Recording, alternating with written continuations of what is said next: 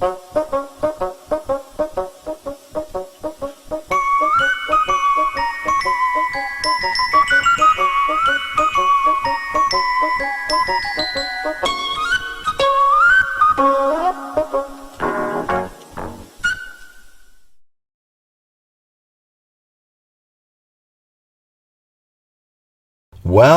I never thought I'd be saying this, but welcome to Medora Entertainment's first, and probably only, Easter special. Now, when I created Medora Entertainment, I had no intention of making an Easter special. Yes, the holiday is pretty popular, but I never thought of it as important enough to my audience or relevant enough to the things I usually cover on this channel to justify doing it. But then, I was inspired to make this video thanks to the most unlikely of things: a trip to my local Goodwill. You see, in March of last year, I acquired a lot of clothes from my late grandfather and needed somewhere to put them. I decided to go to Goodwill to see if they had anything that would help. Lo and behold, there they had a decently sized bin, so I picked that up. But on my way out, I stopped by the VHS section because, as anyone who collects VHS like myself knows, Goodwill is one of the best places to get VHS tapes at a really good price. I looked and looked among the paper sleeves and clamshell cases, but found nothing of interest to me, so I was about to check out. That is, until I caught, in the corner of my eye, one of those double sleeves. But not just any double sleeve. It was the double release of one of the VHS series I most fondly remember watching as a kid. Show Me a Story, The Tales of Beatrix Potter. I still had our original double sleeve, but the tapes in it had long degraded by this point, and I had been looking to replace it for a while. And so, here it was, a new copy in the flesh, and probably far cheaper than I could have gotten it on eBay for. Naturally, I had to snatch it up, though part of me was concerned that these tapes would be deteriorated as well. A few days later, I put them in my VCR and found that, thankfully, they were okay. I had good copies of this series once again. But then, as I watched them, I began to notice similarities between it and a certain other childhood VHS series I've covered before. Thus, I spotted an opportunity to give Show Me a Story some time in the spotlight on this channel. And, as the advertising on these tapes leans heavily into the whole Easter angle, I was inspired and decided that this would be as good as an opportunity as any to make an Easter special. And so, here we are. In this video, I'm going to explain what Show Me a Story is and its similarities to other VHS series, as well as giving an overview of each release and the history of this series. I hope you enjoy, because this will probably be the only Easter special I ever make for this channel.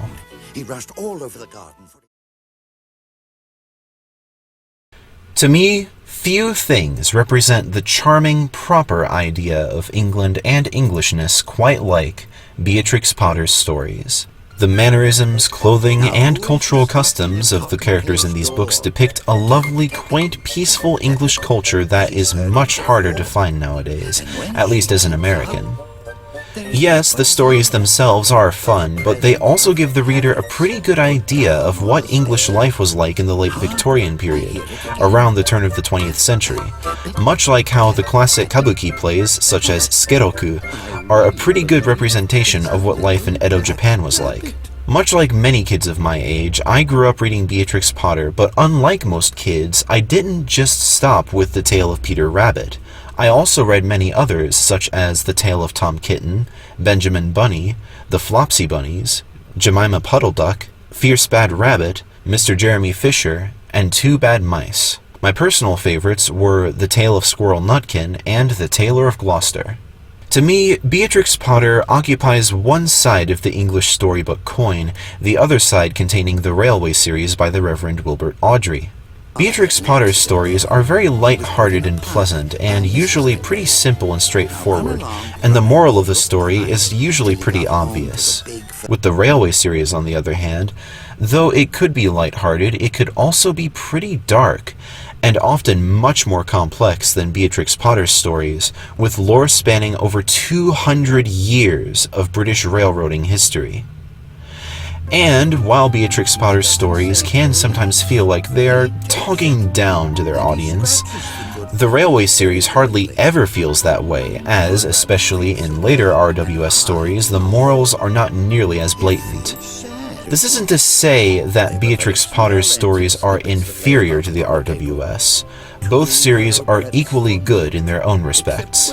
That's why I say they are two sides of the same coin. It's just that one series might be better for a certain part of one's life than the other.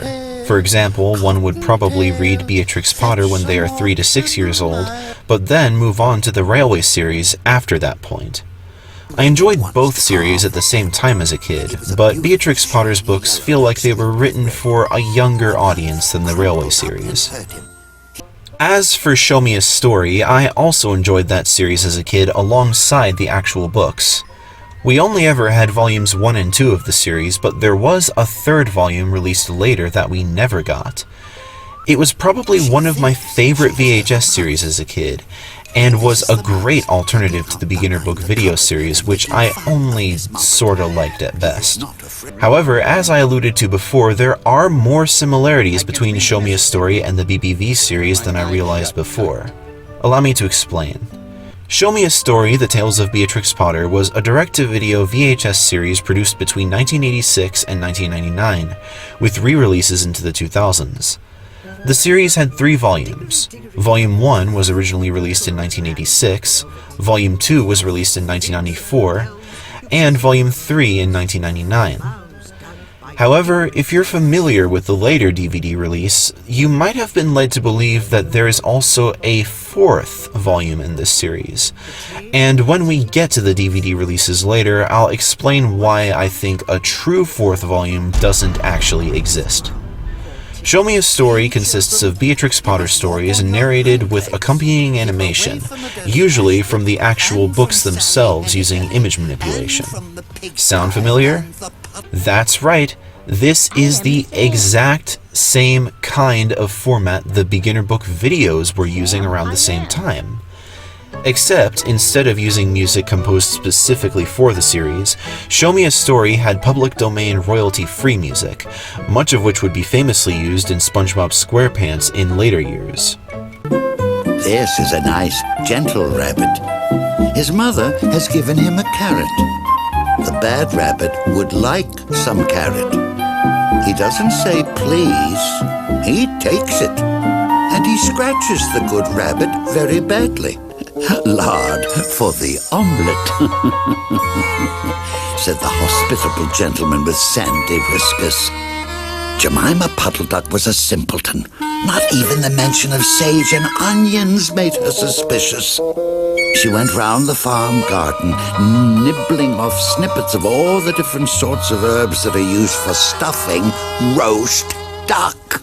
Also, the image manipulation in Show Me a Story was not quite as robust as that of the BBV series. However, this only applies to the original 2 volumes. In Volume 3, the situation is completely different. Instead of image manipulation, this volume features use of actual 2D animation, kind of like another VHS series we've looked at before, Richard Scarry's Best Videos Ever. But we'll get to that later. For now, let's dive into the history of this series and look at each volume one by one.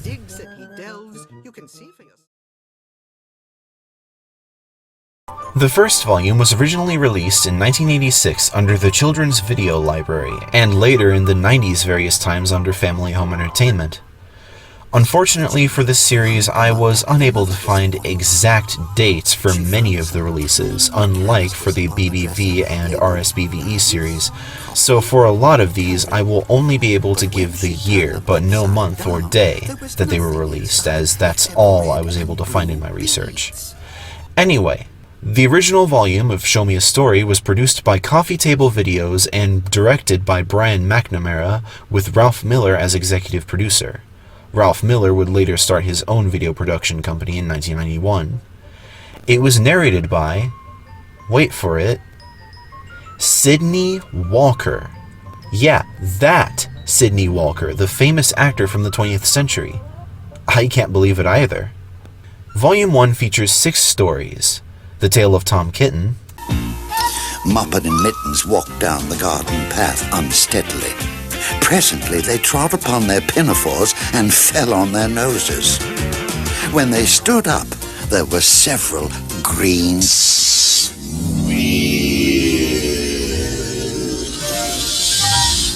The Tale of Peter Rabbit. First he ate some lettuces and some French beans, and then he ate some radishes.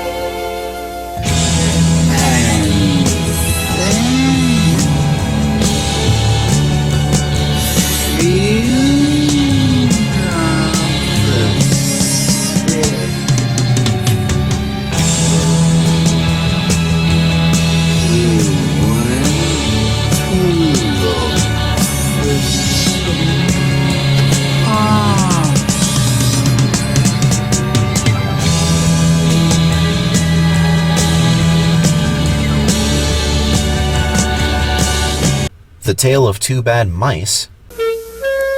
What a sight met the eyes of Jane and Lucinda.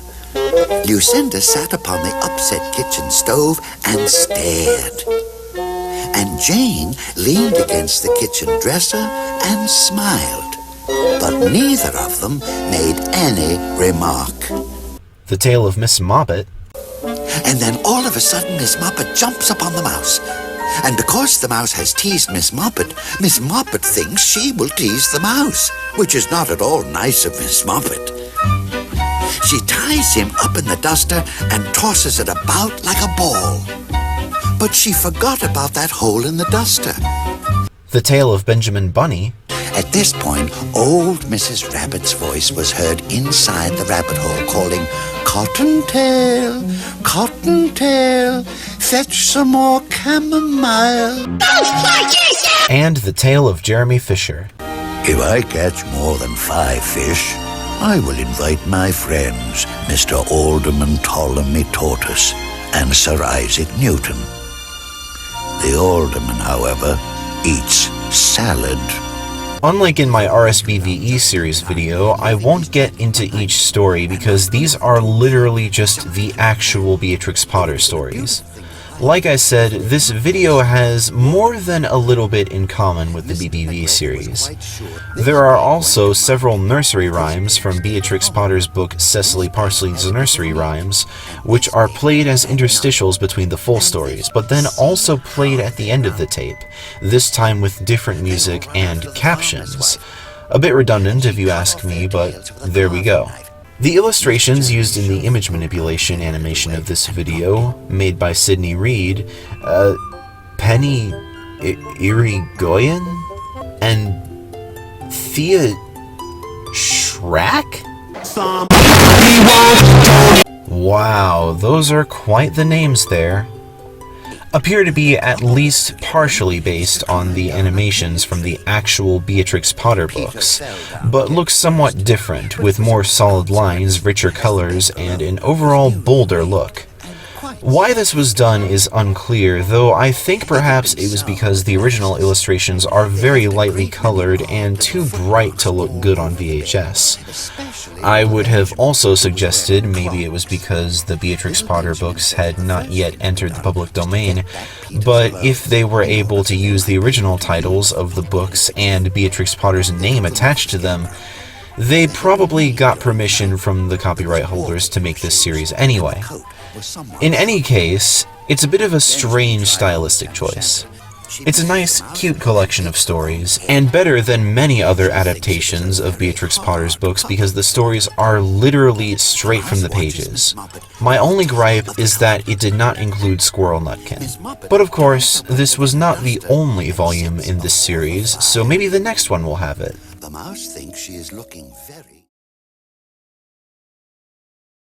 Volume 2 of Show Me a Story was released on March 23, 1993, though most copies of Volume 2 have a copyright of 1994. So I'm guessing that the original production copyright is 1993, but the copyright for the actual release is 1994. Although the tape had already been released in 1993, so I assume the 1994 tapes, which are more common, were copyrighted later.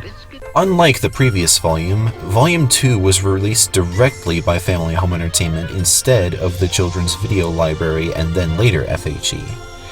It was produced by Coffee Table Videos, and not just by Ralph Miller, but Ralph Miller Productions, the company he formed in 1991.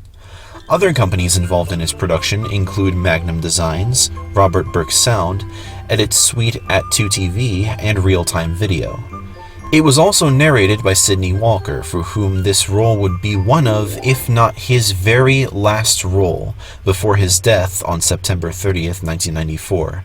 This volume features the story of a fierce bad rabbit. This is a man with a gun. He sees something sitting on a bench. He thinks it is a very funny bird. He comes creeping up behind the trees, and then he shoots. Bang! This is what happens. But this is all he finds on the bench when he rushes up with his gun. The good rabbit peeps out of its hole, and it sees the bad rabbit tearing past without any tail or whiskers. The end. The Tale of Jemima Puddle Duck. But before you commence your tedious sitting, I intend to give you a treat. Let us have a dinner party all to ourselves. May I ask you to bring up some herbs from the farm garden to make a savory omelette? Sage and thyme and mint and 2 onions and some parsley. I will provide lard for the stuffing and lard for the omelette, said the hospitable gentleman with sandy whiskers.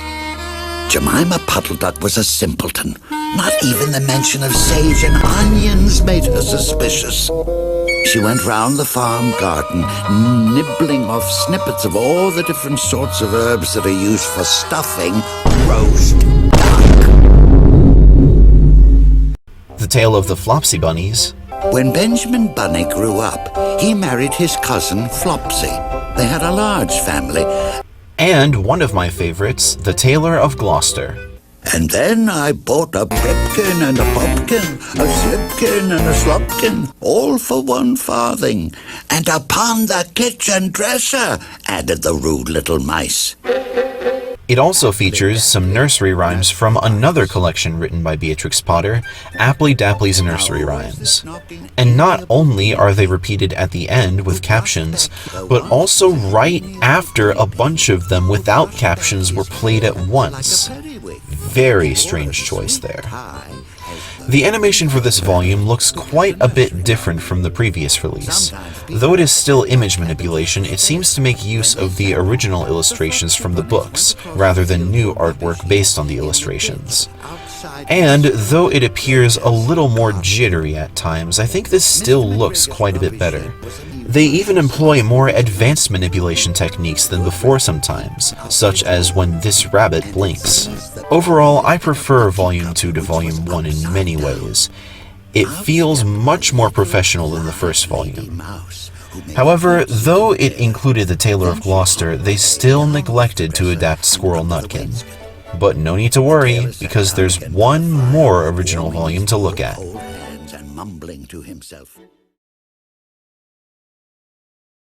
The third and final original volume of Show Me a Story was released in 1999 and was produced by Coffee Table Videos, Ralph Miller Productions, CSN Studios, and Real Time Video Productions. By this time, Family Home Entertainment had gotten a new logo, and the children's videos they were releasing were now under a new sub-label, FHE Kids.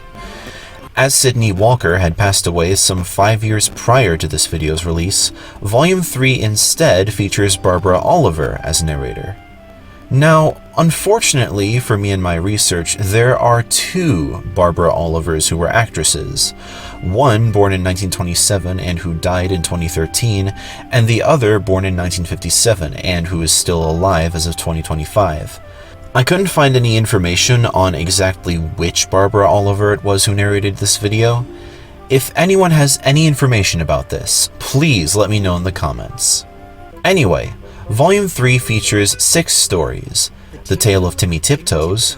The first little bird flew into the bush where Timmy and Goody Tiptoes were quietly tying up their bags. And it sang, "Who's been digging up my nuts? Who's been digging up my nuts?" Timmy Tiptoes went on with his work without replying. Indeed, the little bird did not expect an answer. It was only singing its natural song, and it meant nothing at all.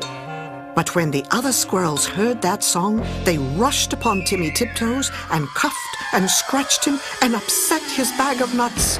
The innocent little bird, which had caused all the mischief, flew away in a fright.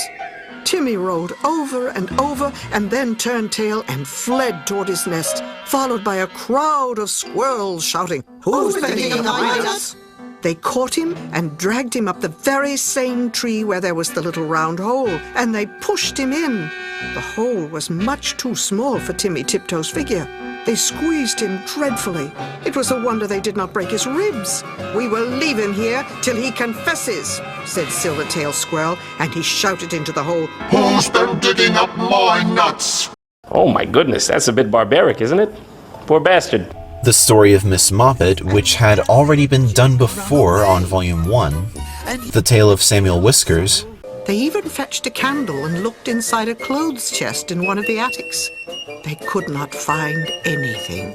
But once they heard a door bang and somebody scuttered. The Tale of Johnny Townmouse. With the utmost politeness, he introduced Timmy Willie to 9 other mice, all with long tails and white neckties. Where the man them gone? So where the man them gone? The Tale of Mrs. Tittlemouse. Then she offered him thistledown seed. "Tiddly, widdly, widdly, poof, poof, poof," said Mr. Jackson. "Tiddly, widdly, widdly. Tiddly, widdly, widdly, Mrs. Tittlemouse. Tiddly, widdly, widdly. Tiddly, widdly, widdly, Mrs. Tittlemouse. Tiddly, widdly. Tiddly, widdly, widdly." And the Pie and the Patty Pan, which has to be the weirdest name of all the stories in this series. "What a delicious smell of pie! Oh, what lovely flowers! Yes, it is, mouse and bacon."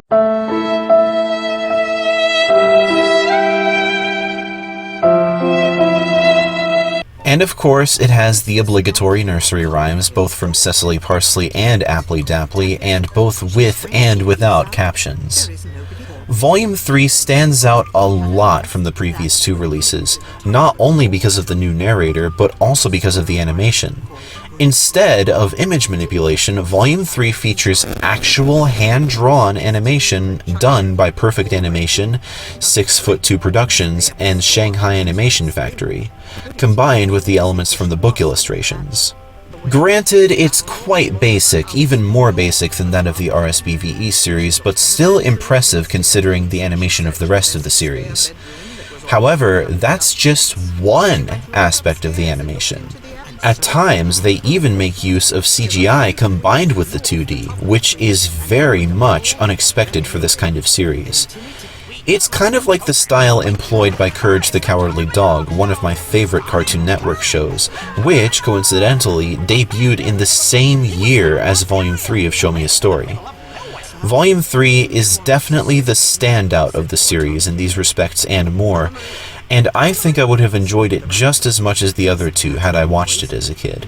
I wish I could say they finally adapted Squirrel Nutkin for this release, but they didn't. Why not? Why in this entire series didn't they do it? Squirrel Nutkin is one of the better-known Beatrix Potter stories, certainly better known than Jeremy Fisher or Timmy Tiptoes. I would have thought it'd be only natural to adapt it, but I guess they didn't see it that way. Oh well. Anna Maria. Of the 3 original Show Me a Story releases, I would have to say my favorite is probably Volume 2. Not only because it has the Tailor of Gloucester, but also because it got the Beatrix Potter aesthetic down the best of all of them. Maybe it's because they used the actual illustrations instead of redone artwork or 2D animation, but neither of the others feel more like the books than Volume 2. It may have been shorter, with only 4 books, but it was definitely the sweetest. These 3 volumes got re-released many times throughout the years, including in multi-packs such as this one from 1998, which is the one my family had when I was a kid, and this interesting 3-pack, released on March 28, 2000. Finally, the series made it on DVD with the Show Me a Story collection, released on February 17, 2004. And this is where the confusion about there supposedly being a 4th release comes into play. The disc proudly proclaims in several spots that it features volumes 1 through 4 of Show Me a Story. On the back of the case, it shows volume 1, volume 2, and then volumes 3 and 4. There's just one problem with that. There was no volume 4 ever released on VHS. Maybe a 4th volume was produced specifically for this DVD, you wonder? But then, when we look at the actual volume 3 and 4 of the DVD, we can see that it's exactly the same as volume 3 with no additional stories or nursery rhymes or anything like that. So why would they claim that there was a 4th volume? We'll never know for sure, but I personally think it was a marketing ploy. They wanted to make the series seem longer than it really was by taking the longest installment and claiming it was 2 volumes when in reality it was just 1. And no one noticed it back then, at least as far as I know. Only now have FHE's dirty tricks been uncovered. Now Family Home Entertainment can be held to justice for... What? They're gone? Oh. Never mind.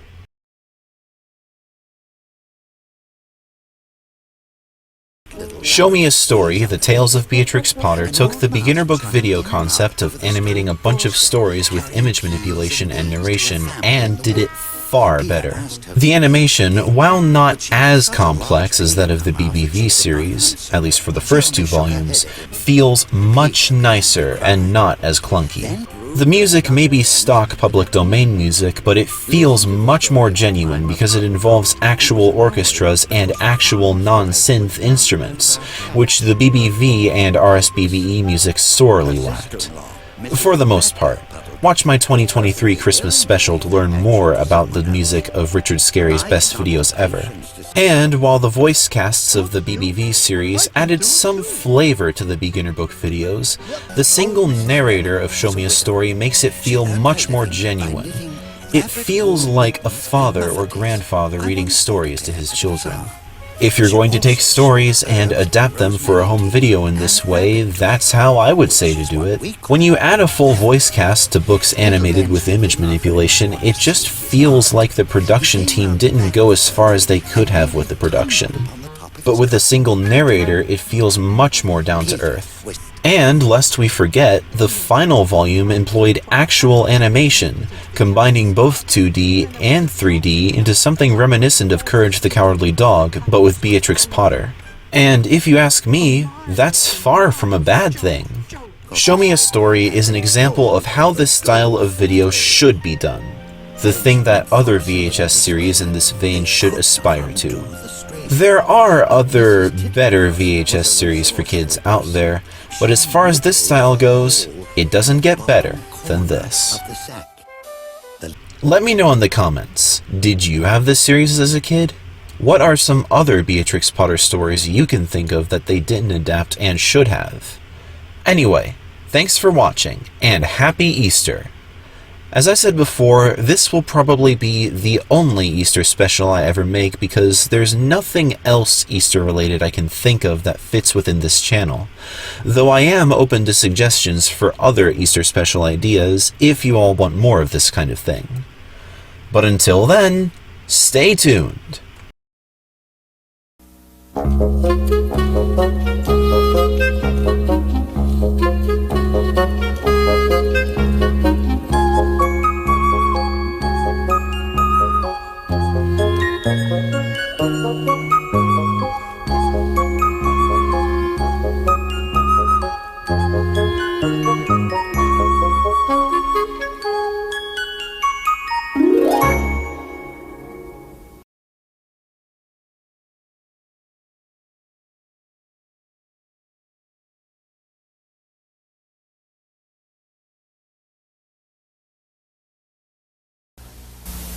Pussycat sits by the fire. How should she be fair? In walks the little dog. Says, Pussy, are you there? How do you do, Mistress Pussy?